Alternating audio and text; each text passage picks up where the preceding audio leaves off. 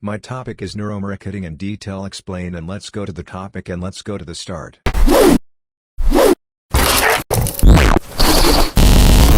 Neuromarketing is the study of how people's brains respond to advertising and other brand-related messages by scientifically monitoring brainwave activity, eye tracking and skin response. These neuromarketing techniques are used to study the brain to predict consumer decision-making behavior. It's also possible to use neuromarketing to try to manipulate consumer behavior. Marketers use neural and other physiological signals to gain insight into customers' motivations, preferences and decision-making processes. They also use this research to predict how a particular product, service or marketing campaign will perform. Neuromarketing is used in a variety of ways.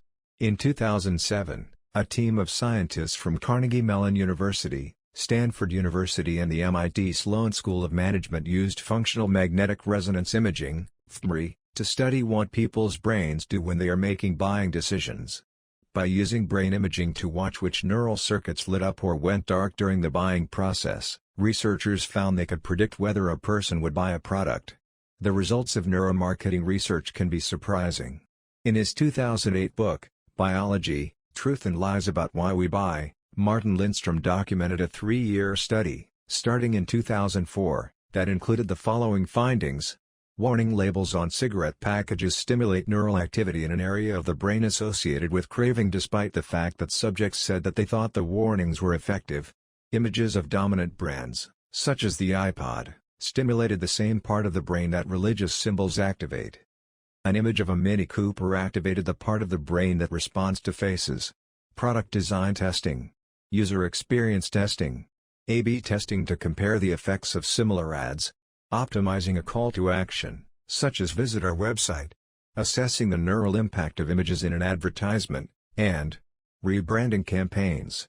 Neuromarketing research is expensive for companies to conduct themselves because neurotechnologies are expensive and specialized. They often hire neuromarketing consulting firms to conduct this specialized research. Neuromarketing is the application of neuroscience and cognitive science to marketing. This can include market research that tries to discover customer needs, motivations, and preferences that traditional methods like surveys and focus groups can't reveal. Neuromarketing can include the evaluation of specific advertising, marketing, packaging, content, etc. to more accurately understand how customers react at the non-conscious level. And it can include applying the knowledge obtained from neuroscience and cognitive science research to make marketing more effective without testing specific ads or other materials. Not everyone will agree with this rather broad definition. Some say, if it's not actual neuroscience, it's not neuromarketing.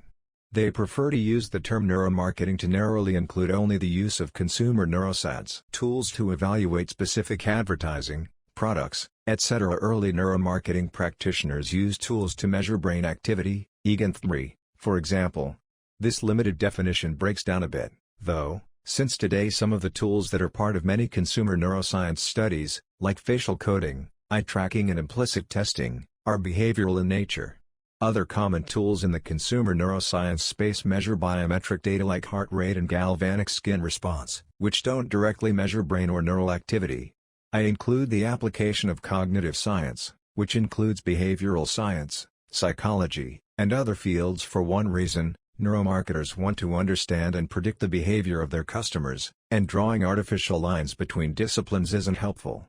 We acknowledge that customers often can't or won't accurately describe their preferences or decision-making processes, and that as marketers we need to understand their non-conscious thinking. We may achieve that understanding through fMRI images, with a clever lab experiment, by analyzing real-world behavior data, or some combination of approaches. Limiting ourselves to a narrow group of technologies makes no sense. In its early years, the term neuromarketing was promoted enthusiastically by some service providers but disdained and even reviled by many academics. There was little serious peer-reviewed research to justify the claims of some neuromarketers, and university researchers didn't want to associate themselves with a topic they considered on a par with parapsychology or UFOs. As early as 2012, some in the industry suggested rebranding neuromarketing as consumer neuroscience to sharpen the focus on neuroscience-based approaches and escape the sketchy reputation caused by overly optimistic providers. Over time, the negative connotations of the term neuromarketing have declined. A major study at Temple University took the field firmly out of the realm of pseudoscience and made the topic acceptable for serious academic inquiry. For example, Thomas Ramsay of the Copenhagen Business School put the term in the title of his textbook on the topic, Introduction to Neuromarketing and Consumer Neuroscience. Today, one can earn a neuromarketing degree at well-regarded institutions around the world, particularly in Europe. One example is the Masters in Neuromarketing at the Autonomous University of Barcelona, where I'm on the faculty. Neuromarketing allows marketers to better understand consumers through the power of neuroscience. Sadly, this discipline has many critics, and the related controversy needs to be cleared. Simply put, neuromarketing is a commercial marketing communication discipline that enhances market research with neuropsychology. Neuromarketing involves the study of consumers' mental, emotional, and sensory-motor reactions to marketing-related triggers. Neuromarketing is the application of neuroscience to commercial marketing research to study consumers' cognitive and sensory-motor reactions to particular stimuli, often associated with their likelihood of buying the product or service being represented by the marketing message. The goal of neuromarketing, sometimes referred to as consumer neuroscience, is to gather empirical data using neuroscientific techniques to better understand consumer behavior and develop more effective marketing campaigns and products. Neuromarketing researchers apply biometrics to the traditional focus group through such technology as electroencephalography, EEG, tracking participants' neural responses to elements of a particular brand. A variety of neuromarketing methods are employed to obtain and decipher brain data to reveal subconscious consumer decision-making processes. Neuromarketing and market research provides more depth and precision than qualitative research alone. Studies have found that data gathered from neural testing predicts future trends with more accuracy than traditional market research. Evaluating physiological proxies for brain activity bypasses such shortfalls as flawed recall and dishonesty in participants. Whether due to pressure to please or embarrassment, consumer responses are not necessarily an accurate representation of how the brain is actually reacting. One of the biggest benefits of neuromarketing is the ability to better understand the decision-making process of consumers with less influence on those decisions from their predispositions of a brand, style, product, market, genre, etc. Neuromarketing pros and cons have been scrutinized by marketing researchers and neuroscientists alike, provoking debates on the ethics of what some may consider being potentially invasive technology. These concerns prompted the establishment of best practices by the Neuromarketing Science and Business Association, NMSBA. This general guideline includes such principles as, participants to any neuromarketing research project shall be guaranteed that their personal data is not made available to others. Neuromarketing researchers shall not deceive participants or exploit their lack of knowledge of neuroscience. Neuromarketing researchers involved in functional brain imaging shall disclose a protocol for dealing with incidental findings. Neuromarketing researchers shall allow their clients to audit the process by which neuromarketing insights are collected and processed. Visit the NMSBA website for the full code of ethics. Neuromarketing can be utilized for a range of consumer research opportunities, including measuring neural responses to product ads, packaging, price, and ease of use. EEG headsets monitor and localize spikes in electrical activity throughout the brain, providing real-time results that can be a proxy to assess emotional states affected by a variety of marketing elements. Researchers can assess levels of excitement or relaxation in response to different colors, track eye gaze exhibited during ads and website use, experiment with different product displays in order to decrease decision paralysis, measure activity in the brain's pleasure center in response to product pricing, and determine points of agitation during product testing, among other applications.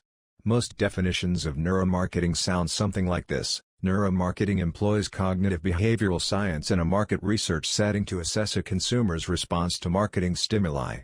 To the average marketer, this sounds as interesting as a phone book and spawns more questions than it answers. The truth about neuromarketing is rather simple, but it takes some explanation. To understand what neuromarketing is, we have to understand how it works, what it's used for, and why it's necessary in the context of modern advertising. Decision-making used to be easy. Today, consumers are inundated with information. Even the simplest products float adrift on a sea of possibility. For example, over 80 brands of bottled water are sourced in the United States alone. To make matters worse, interbrand consistency is implicit in the market for water. Only so much variance can exist in a tasteless product, after all. So, what makes a consumer reach past Evian and grab Aquafina? There really is no straightforward answer. It could be the packaging, the shelving, personal experience with the product, brand reputation, or any combination of these variables. Wading through the sea of options to make a logical purchase is more than difficult, it's impossible. This rule can be applied to almost any product. As a result, consumers make almost all of their decisions subconsciously, far from conscious reasoning. Still, a majority of marketers use traditional methodology, focus groups, surveys, etc., to conduct their market research. If we accept that consumers can't consciously express why they make purchase decisions, why would we rely on what they say to inform our marketing and advertising efforts? Simply put, neuromarketing is the only way to gather information directly from the source of human decision-making, the subconscious. But how does it work? And is it worth the investment? Neuromarketers use a wide range of neuromarketing techniques and technology in their pursuit to better understand consumer behavior. The tech is generally separated into two camps, those that measure neurological brain activity and those that infer neurological responses by proxy. The former includes EEG, fMRI, and steady-state topography, SST, all of which directly measure brain activity related to specific brain functions. For instance, SST measures the speed of electrical activity on the surface of the brain, linking changes in certain areas to specific metrics like engagement and memory encoding. The latter includes eye tracking, facial coding, and biometric data like heart rate monitoring. These techniques, however, are not technically neuroscience and, since the data allows for broader interpretation, offer indeterminate insights compared to measurements made by technology like SST and fMRI. Part of the confusion surrounding neuromarketing rests in the inability to immediately see how it can be implemented into existing business practices. The problem is that neuromarketing has many uses, which means most explanations regarding neuromarketing's utility remain vague and imprecise, adding to the confusion. Neuromarketing's flexibility, while confusing at first, is also the industry's greatest asset. In practice, neuromarketing can be used to answer almost any research question that marketers might have about their product, even questions that traditional marketing research can't tackle. For example, one brand might use SST to test whether the end branding of an advertisement is being encoded into long-term memory, while another brand might use the same technology to optimize their ad for mobile platforms. There is no single use case for neuromarketing. Neuromarketing research topics define the methodology and the technology to be implemented, not the other way around. Here are just a few of neuromarketing's primary applications: product design testing, UX, website testing, multi-screen ready/cross-platform testing, second-by-second optimization of TV advertisements, audio branding testing, rebranding. One of the biggest critiques neuromarketing faces is that it doesn't offer new information. Do marketers really need to be told that people's brains react differently to Coke and Pepsi to understand the importance of branding? Summarizes Eben Harrell in the Harvard Business Review. Many marketers even think their intuition is enough to assess whether an advertisement is effective. Regardless of the fact that successful marketing is often counterintuitive, this is still a reductive way to view the field. Neuromarketing at the highest level isn't a one-to-one comparison of better or worse. Thanks to new advancements in technology like SST, neuromarketing goes far beyond simple validation. Neuromarketers today, for instance, can even measure stimuli in context to tell brands if their advertisement will work better on YouTube or Twitch. Most importantly, all of this can be linked to revenue. Among Neuro Insight clientele, higher memory encoding at key branding has an 86% correlation to an increase in sales. And those who use neuromarketing are starting to see the value. The Association of National Advertisers reports that brands that use neuromarketing attribute it to an average 16.3% increase in revenue. Neuromarketing is the only form of consumer research that can accurately predict purchase intent. Overall, neuromarketing is still a nascent industry. Many of the companies working in the space are a step behind the curve, which makes it hard for industry leaders to establish legitimacy. As the field progresses and technology evolves, neuromarketers will continue to demonstrate their ability to impact marketing efforts in unprecedented ways and generate a higher ROI than any other form of market research. Until the rest of the world catches up, It's up to marketers to determine which neuromarketing companies are worth the investment. Neuromarketing, also known as consumer neuroscience, is a marketing field that aims to improve customer communications and marketing campaigns utilizing tools coming from neuroscience, psychology, and behavioral sciences. The main goal of neuromarketers is to understand buyers' decision-making process to create compelling products and campaigns that delight customers to the max. Considering how hard it is to stand out from the competition, this procedure can bring lots of assets to the table. One of the first experts associated with neuromarketing was Gerard Zaltman, who studied the human subconscious and how specific images can cause a positive emotional response and affect purchase decisions. Since then, many similar experiments and studies have been carried out, shedding light on many hidden consumer behavior aspects. Neuromarketing is a commercial marketing strategy formed around the physiological and neural signals of consumers in response to product stimuli. Its end goal, to crack the code of customers' motivations, preferences and decisions, informs creative advertising, product development, pricing and other incentive areas. The term neuromarketing was first coined by A.L. Schmitz in his paper Looking into Neuromarketing, about the possibilities of neuromarketing in 2002. Which served as his inaugural address as professor of marketing at the Rotterdam School of Management. Experiments that dabbled within this field, however, have been around since the 1990s. The Zaltman metaphor elicitation technique, founded by marketing professor Gerald Zaltman and neuroscientist Gemma Calvert, elicits both conscious and unconscious thought by exploring people's non-literal or metaphoric expressions often hidden from themselves. Groups of participants were handed disposable cameras to document village life in Nepal. In nearly every image featuring actual villagers, photographers shot from above the ankle. Nepalese customs see bare feet as a sign of poverty, an uncomfortable truth that may have been missed in discussion-based approaches. Theoretically, by studying relevant human emotions and behavioral patterns associated with products, ads and decision-making, companies are given an advantage by knowing what a customer wants, whether they know it or not. Neuromarketing is becoming more and more popular among companies.